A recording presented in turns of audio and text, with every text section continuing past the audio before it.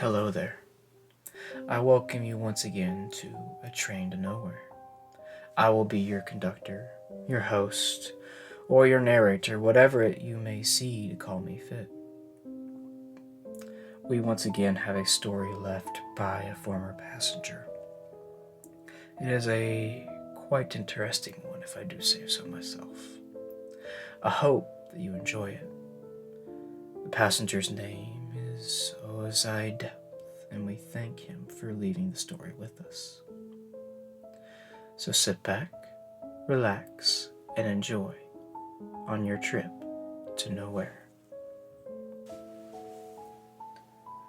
I'm not sure when I first noticed it. Maybe 4 or 5 days ago. I've been inside for a while, so it's hard to remember. I got sick, as I often do with the change from the hot to the cold weather, so I've had little to occupy my time other than video games, chatting on the internet or phone, and looking out my window and watching people go about their days. What struck me was the way that everyone was smiling. Mind you, even everyone smiling at once is bizarre, but this wasn't even regular smiling. It was something different. Everyone had the same smile, a quaint little curl of the lips, as if they'd been told to put on their most polite face. There's no joy in it. It got weirder when they started to catch my gaze in the window.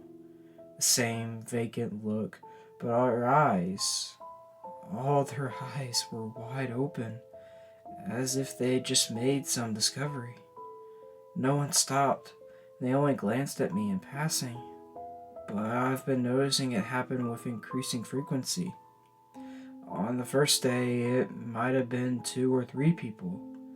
Now it's every single person that walks by. I felt better for a couple of days. There's nothing preventing me from going outside, and honestly, I think it'd be good for my mental health just to go out and join society. I'm clearly wigging out. People do that when they get too settled in their own little world and separated from everyone else. Even so, I've decided to stay in. I've closed my blinds. Nobody can look in, at least now, and I occupy myself more and more with video games and TV. I tell myself it's best to stay a bit longer in case I'm contagious.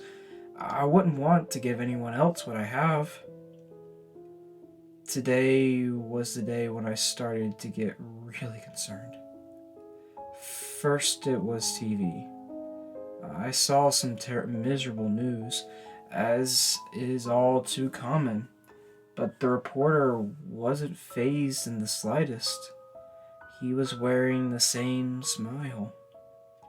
It was unnerving, and for a moment I thought everyone had gone mad but me. Things went from eerie to terrifying when I finally broke down and ordered delivery. I'm running low on food. You can only eat sandwiches and frozen pizzas for so long, and I was craving delivery. Ever leery of having to see anyone from the outside still, I clicked no contact on delivery. I've done that many times in the past and had no reason to think it wouldn't work this time. But when the buzzer rang and when I went to the door, the delivery guy didn't just drop off my food and leave as usual. I could hear him. He was still out there, not moving even after 30 seconds. I waited silently, holding my breath, only a door separating us, hoping that he would just leave. Fed up, I checked the peephole and nearly fell over. I jumped so hard. He was there, smiling at me. He can't see me. It's one way, yet even then his gaze seemed peered directly into mine. He wasn't just looking through the hole, but at me. Thanks. Please leave. I managed to choke out, but he didn't. He started humming. a low, guttural hum that almost sounded like a snore or a growl. I threatened to call the cops, and only then did he leave. Things have only gotten worse since then. I've noticed more and more shadows outside my windows, and instead of just walking by, they're stationary, and they're letting out the same hum as the delivery guy.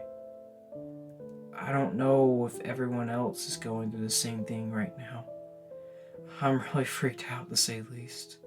And part of me figures I should just go outside and I'll realize it's all part of my imagination. A weird convergence of events picked out by a hyperactive mind with nothing else to do. I know I can make this all stop if I just open the door and step out onto that sidewalk. But something in the back of my mind tells me everyone in the world has gone mad, but me. The human mind is such an interesting concept. We can conjure up stories, tales, and other wondrous things, and yet, sometimes, our minds become our own prisons that we are stuck in. I thank you that you have joined us today. I hope that you enjoyed the story, and I hope that it made your trip to somewhere quite more interesting.